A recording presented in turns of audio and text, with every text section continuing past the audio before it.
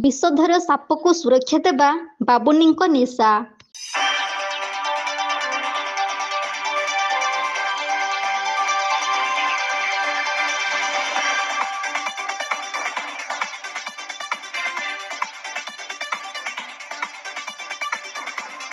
ଦୁନିଆର ମଣିଷ ସମାଜ ଭଳି ଅନେକ ପଶୁପକ୍ଷୀ କୀଟପତଙ୍ଗ ରହିଥିବା ବେଳେ ଅନେକ ବିପଦପୂର୍ଣ୍ଣ ଜୀବଜନ୍ତୁ ମଧ୍ୟ ତାଙ୍କର କାୟା ବିସ୍ତାର କରି ରହିଥାନ୍ତି। କିଏ ମଣିଷ ସମାଜ ପାଇଁ ବିପଦ ଆଣି ଦେଇଥାଏ ତ କିଏ ପୁଣି ବିପଦ ମୁହଁକୁ ଠେଲି ଦେଇଥାଏ। କିନ୍ତୁ ଏହା ସତ ଯେ ଜୀବଜନ୍ତୁ ବିନା ମଣିଷ ସମାଜ ତିଷ୍ଠି ରହିବା କଷ୍ଟକର ହୋଇ ପଡ଼ିଥାଏ।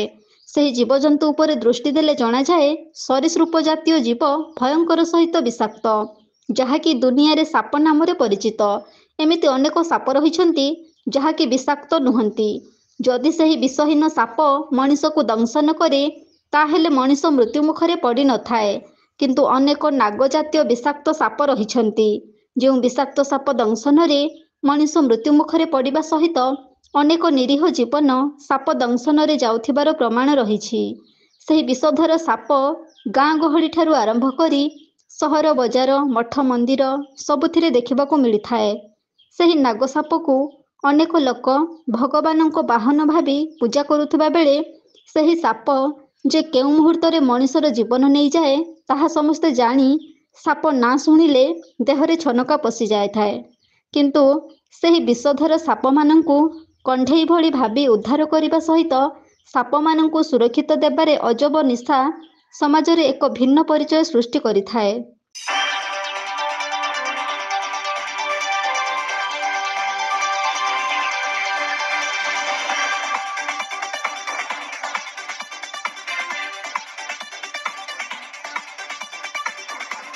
ଜଗତସିଂହପୁର ଜିଲ୍ଲା କୁଜଙ୍ଗ ଥାନା ଅଧୀନରେ ଥିବା ବଳରାମପୁରର ପ୍ରଭାତ କୁମାର ବେହେରା, ଯାହାକୁ ବାବୁନି ନାମରେ ସମସ୍ତେ ଜାଣିଛନ୍ତି, ସେ ଜଣେ ସାମାଜିକ କର୍ମୀ।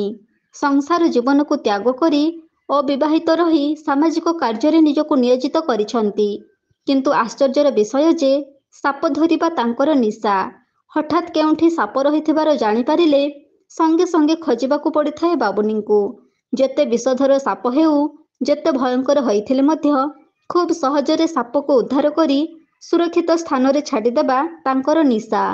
ଯେଉଁ ବିଷଧର ସାପକୁ ଦେଖିଲେ ମଣିଷ ଦୌଡ଼ି ଚାଲିଯାଇଥାଏ, ସେହି ସାପକୁ କଣ୍ଢେଇ ଭଳି ଧରିନେବା ଦୃଶ୍ୟ ଦେଖିଲେ ଦେହ ଟାଙ୍କୁରି ଉଠିଥାଏ।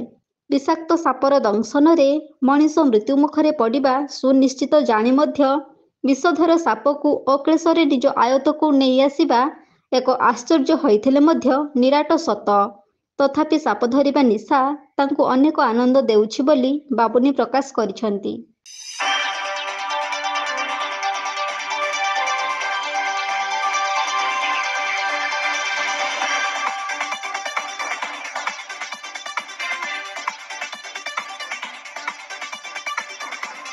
ବିରାଟ ଭୟଙ୍କର ସାପ ଯେଉଁଠି ଥାଉ ନା କାହିଁକି କେବଳ ବାବୁନିଙ୍କ କାନରେ ବାଜିବା ଦରକାର।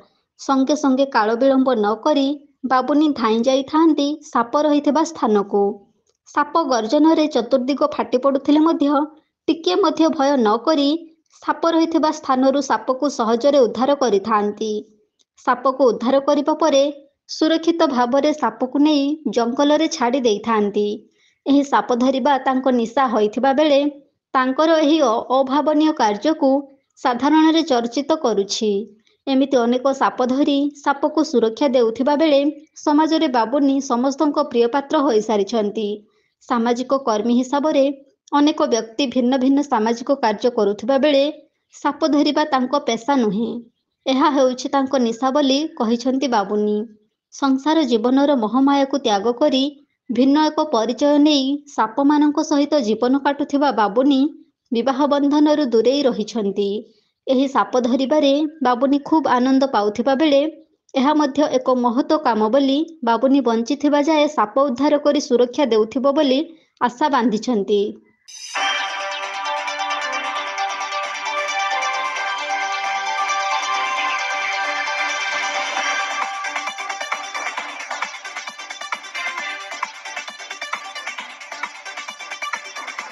Bureau report, AB news.